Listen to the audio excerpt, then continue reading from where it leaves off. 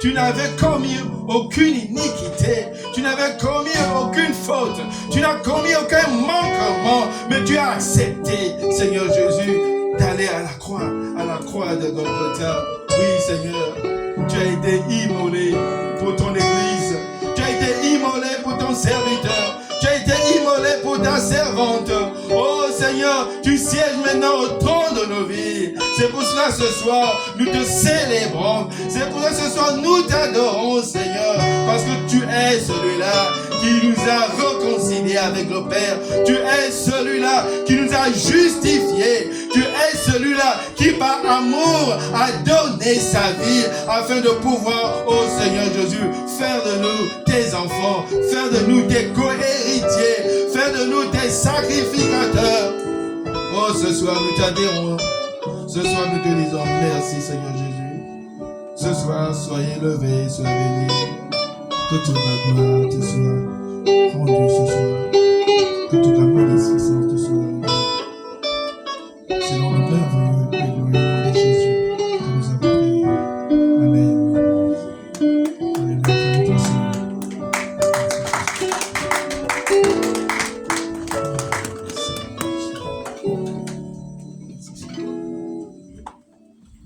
Alléluia. Alléluia. Shalom peuple de Dieu. Amen. Il faut toujours pour rendre une grâce, mais surtout, je présente toujours au Seigneur des actions de grâce. Alléluia. Parce qu'il me fait grâce de pouvoir parler de sa part conformément à la parole de Dieu. Alléluia. Notre Seigneur est merveilleux. La parole de Dieu déclare que c'est poussé par le Saint-Esprit que les gens ont parlé de la part du Seigneur. Amen. N'est-ce pas merveilleux? Je bénis le Seigneur. Alléluia.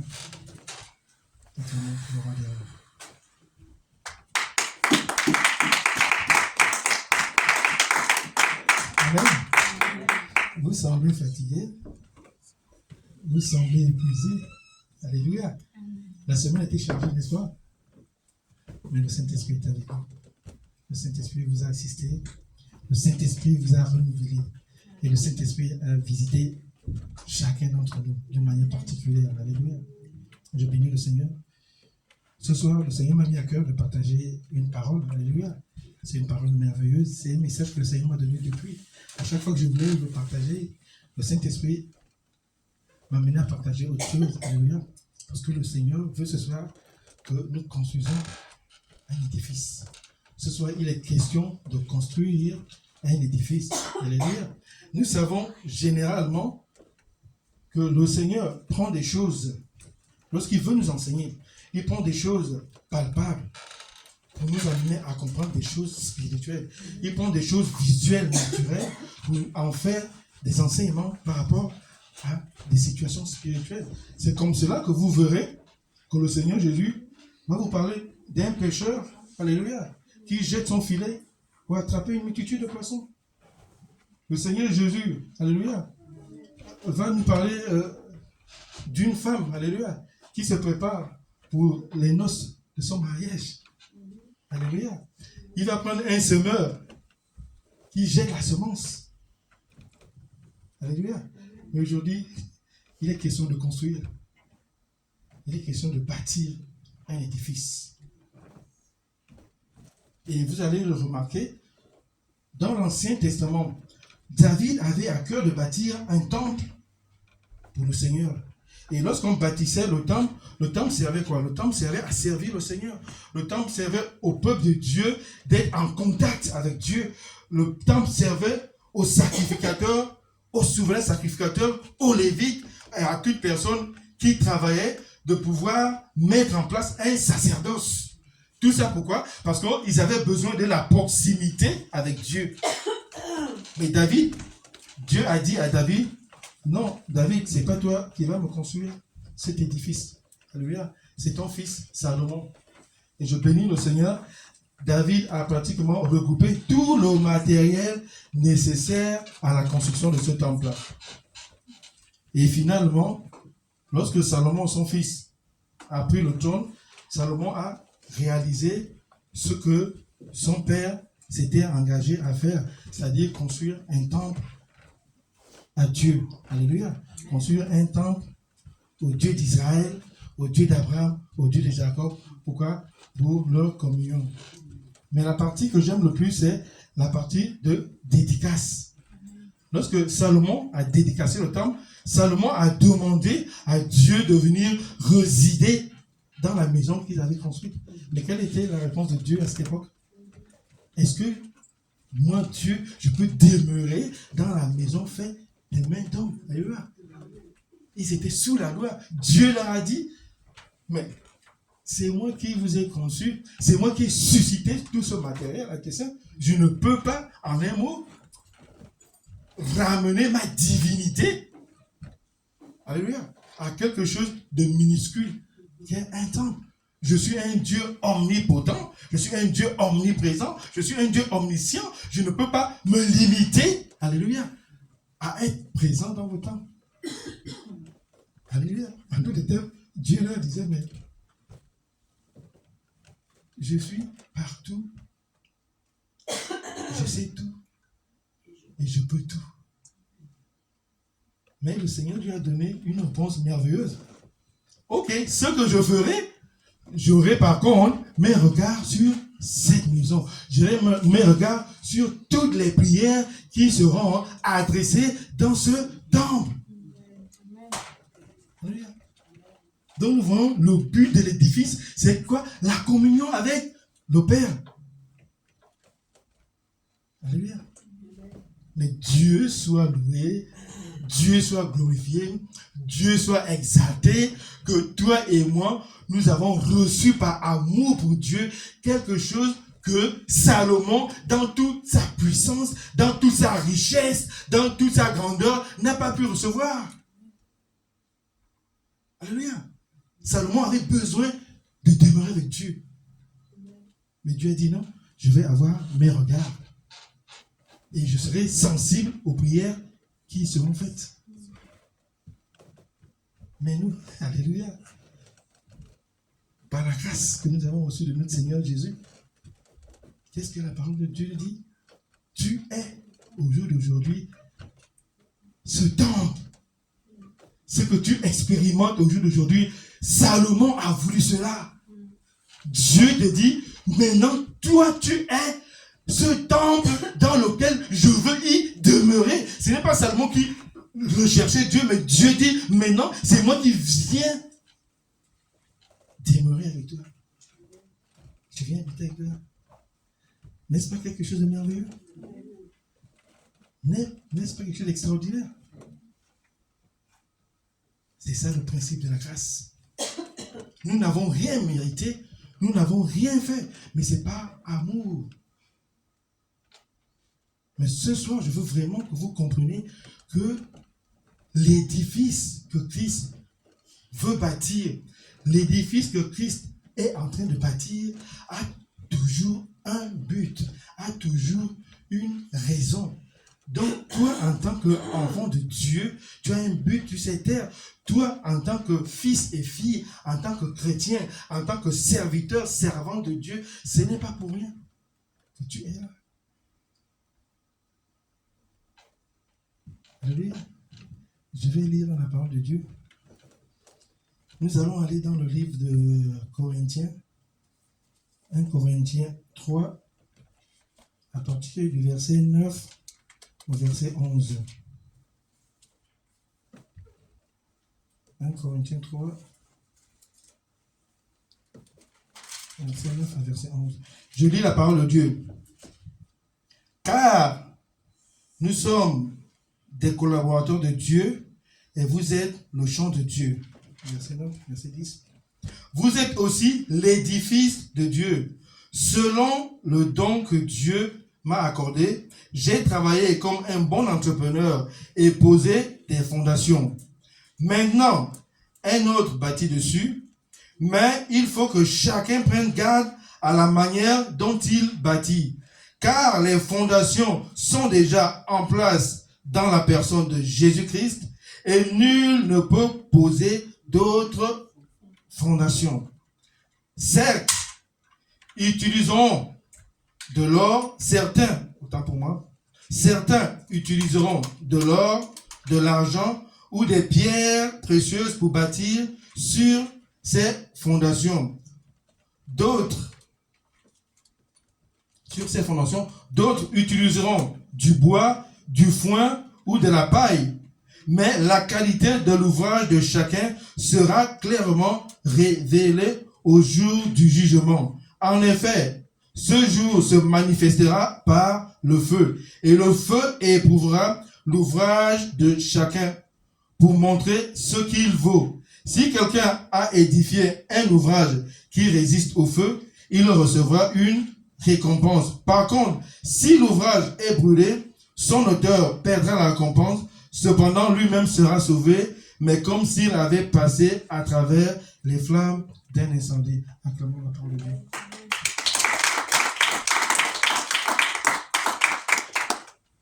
Alléluia. Je ne suis pas spécialiste dans la construction. Alléluia. Mais une chose est sûre, une chose est certaine, et ça, le Saint-Esprit me met cette certitude. La qualité du fondement, de la fondation ou du fondement déterminera aussi la qualité de l'édifice. Alléluia. En fait, la manière dans laquelle tu as bâti ta fondation, alléluia, on saura à peu près quel genre d'édifice peut y être érigé.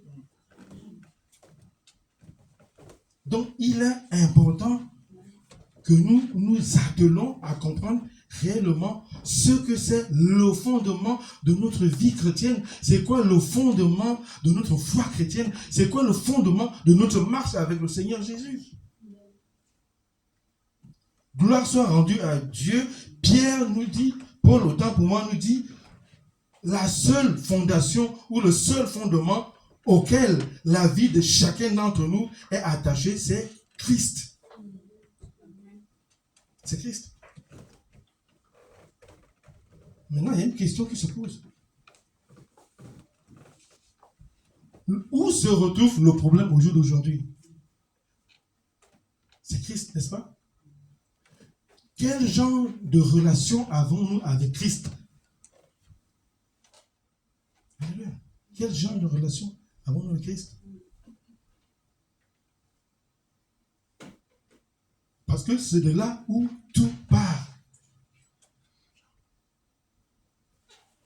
Alléluia. C'est de là où tout part. Je bénis le Seigneur. Christ est le fondement. Est-ce que nos vies sont fondées? Est-ce que nos vies sont enracinées en Jésus-Christ?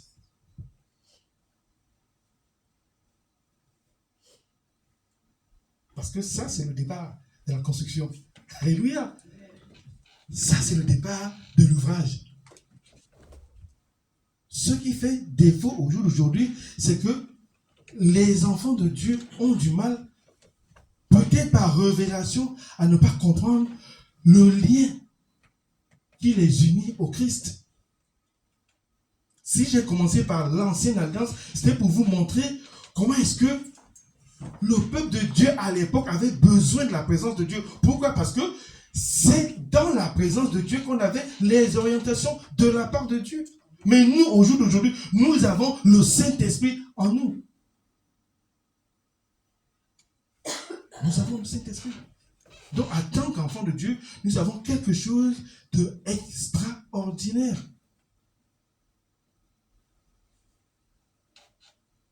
S'il y a un fondement, ça veut dire que systématiquement, on doit monter un édifice. Mais le problème au jour d'aujourd'hui, c'est que le fondement est là. Les gens ne réalisent même pas qu'ils doivent monter un édifice. Il y a la fondation qui est là. En temps normal, ça existe aussi. Alléluia, ça existe. Et je reconnais, Dieu m'a fait grâce de construire. Je sais que j'ai fait un sous-bassement. Après, il y a des années qui sont restées. Alléluia. Mais c'est pas une bonne chose.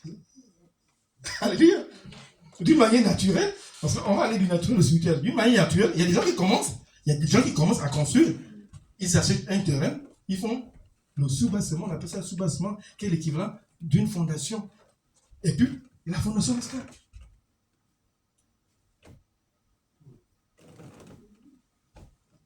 Il se dit, ok, quand j'aurai de l'argent, quand le temps sera favorable, je vais construire. Alléluia.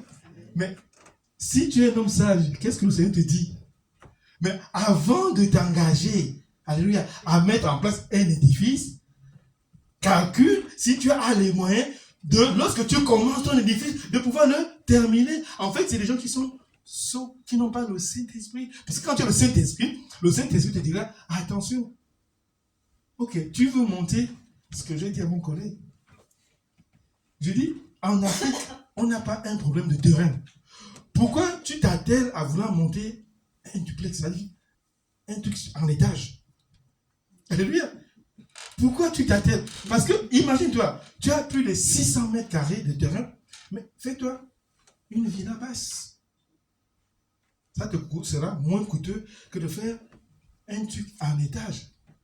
Pourquoi? Parce que la fondation, il faudrait que la fondation soit faite pour une maison en étage. À un moment donné, tu dois encore couler la dalle pour que tu puisses aller en hauteur. Frère, tu vas finir ton édifice quand? Alléluia. Amen.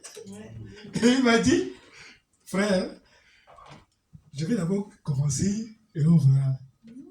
Mais lorsqu'on évalue, bien aimé, lorsqu'on évalue, son édifice va à plus de 50, 60 000 euros. Est-ce que tu en as besoin? Non. Tout simplement, pourquoi? Parce que dépourvu du Saint-Esprit, il ne s'est pas assis pour pouvoir faire ce qu'on appelle un défi, pour pouvoir voir à quel moment je peux commencer l'œuvre et la terminer. Et nous sommes comme ça, les chrétiens. J'ai accepté le Seigneur, j'ai commencé à servir le Seigneur. À un moment donné, bon, je commence à être chancelant. Un coup, je suis là, un coup, je ne suis pas là. Alléluia. Je suis atteint par ce qu'on appelle la froideur spirituelle. Alléluia. C'est aussi dans l'œuvre de Dieu. Mais je me dis, pour ceux qui sont des enfants de Dieu, comme Dieu nous aime, nous avons la solution. Le Saint-Esprit. Regardez. Quand le Seigneur Jésus commence son ministère, la Bible nous dit quoi? Jean l'a baptisé d'eau. Mais le Seigneur est venu le baptiser du Saint-Esprit. Pourquoi? Parce que c'était le Saint-Esprit qui devait être à l'œuvre pour la suite de son ministère. N'est-ce pas? J'ai encore une autre approche. Lorsque le Seigneur s'en est allé, il a laissé une recommandation. Il va leur envoyer le Saint-Esprit.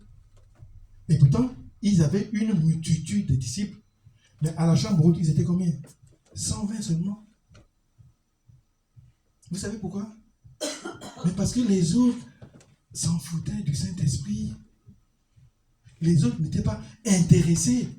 Ce qui les intéressait, c'est ce qui se passait dans la vie quotidienne. Ce qui les intéressait, c'est ce qui se passait dans le monde. Ils étaient accaparés à pouvoir faire ce dont ils avaient envie, les besoins dont ils avaient envie, les projets dont ils avaient envie, mais ils avaient oublié le projet du Seigneur qui a dit, ok, il faut que vous vous regroupez, il faut que vous priez, il faut que vous attendez le Saint-Esprit. C'est pourquoi il y a des chrétiens rétrogrades. Parce qu'ils ne recherchent pas le Saint-Esprit. La parole de Dieu ne nous dit pas le nombre de temps qu'ils ont mis dans la prière, mais ils ont mis un temps à faire quoi? À rechercher la face du Seigneur. Mais c'est ce dont l'Église a besoin au jour d'aujourd'hui. C'est ce dont nous avons besoin au jour d'aujourd'hui, de pouvoir nous retrouver en communion d'un commun accord, avec une vision commune, avec un projet commun, à rechercher la face de Dieu pour que sa grâce descende. Alléluia. Le Seigneur n'a plus les yeux fixés, mais le Seigneur est à moi. J'ai Jésus-Christ à moi. J'ai un don que le Saint-Esprit me donne. Tu as Jésus-Christ en toi. Tu as un don que le Saint-Esprit donne. Elle a Jésus-Christ en elle et un don que le Saint-Esprit donne. Mais lorsque nous nous réunissons, alléluia, nous formons le corps de Christ. Nous formons l'Église de Christ. Nous formons la gloire de Christ. Mais pourquoi le peuple de Dieu a du mal à comprendre? Vraiment, ils ne comprennent. Ils n'ont pas le Saint-Esprit. Nous, on a le Saint-Esprit. Donc, c'est la révélation que nous aurons du Saint-Esprit qui nous amènera à avoir une autre relation avec la fondation qui est le Seigneur Jésus. Moi, je me dis, chaque chose qui est dans la parole de Dieu, si le Saint-Esprit a utilisé quelqu'un pour pouvoir mentionner quelque chose, c'est que c'est important. Si le Seigneur a trouvé utile de nous faire comprendre que lui, en tant que Dieu, a eu besoin du Saint-Esprit, bien aimé, ce n'est pas toi et moi qui n'avons pas besoin du Saint-Esprit. Est-ce qu'au jour d'aujourd'hui, notre désir, notre souci, nous affectionnons, nous recherchons le Saint-Esprit, la plénitude du Saint-Esprit? C'est ça le problème.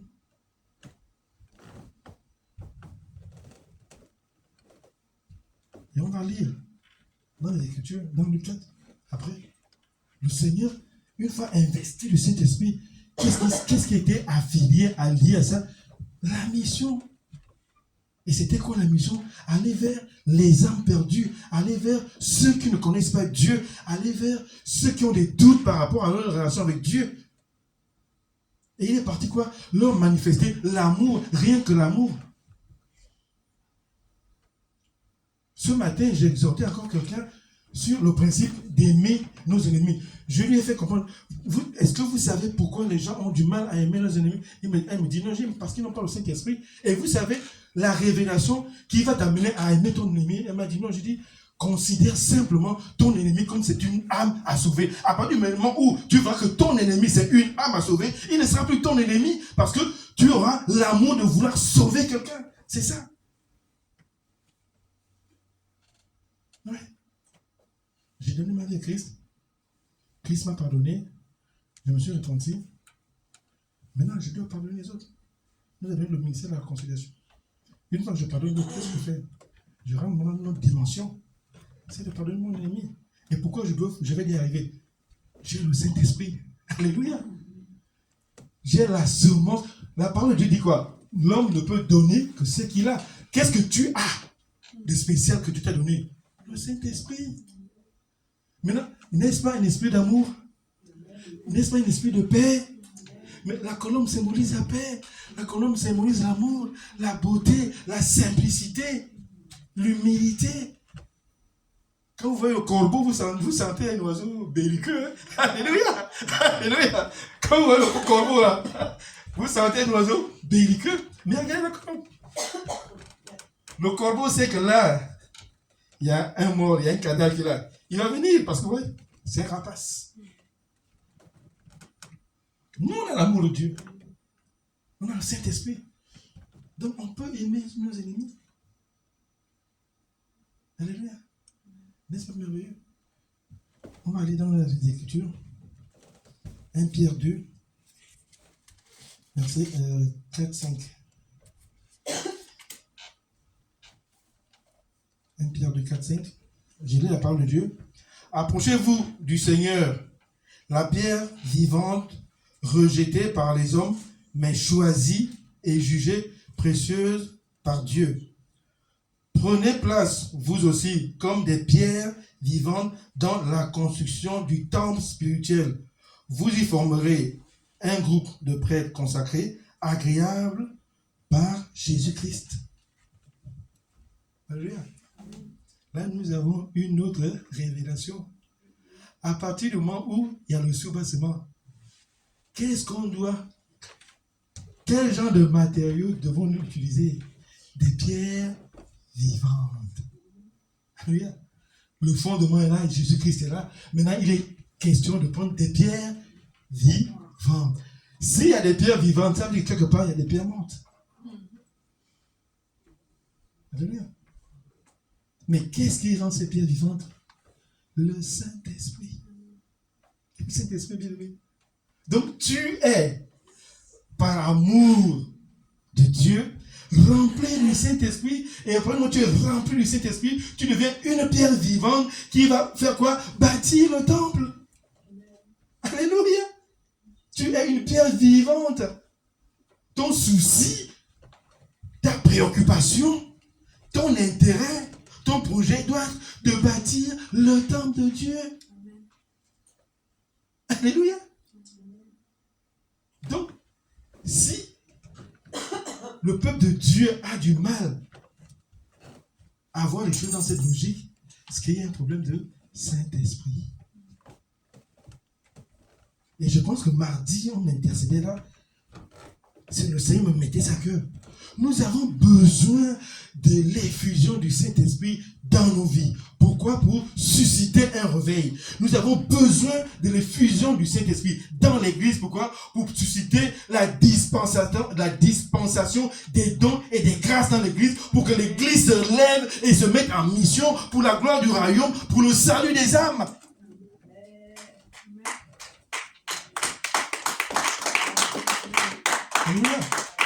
Et pour terminer, nous avons besoin de la dispensation du Saint-Esprit dans ce pays. Pourquoi? Pour toucher les cœurs. C'est le Saint-Esprit qui convainc de péché et de jugement. Si toi et moi, on n'est pas là pour supplier le Seigneur, pour implorer la grâce du Seigneur, que le Seigneur répande son esprit, mais comment est-ce que les cœurs seront touchés dans ce pays? Voilà. C'est ce qui s'est passé le jour de la Pentecôte, au début de l'Église. C'est le Saint-Esprit qui a bouleversé leur vie. C'est le Saint-Esprit qui a changé leur vie. C'est le Saint-Esprit qui a transformé leur vie. C'est le Saint-Esprit qui a rempli leur vie de l'amour pour ceux qui se perdent. Et ils sont allés. J'aime bien lire l'Acte des Apôtres. C'est le début de l'Église. Et l'Église a commencé avec le Saint-Esprit comme alpha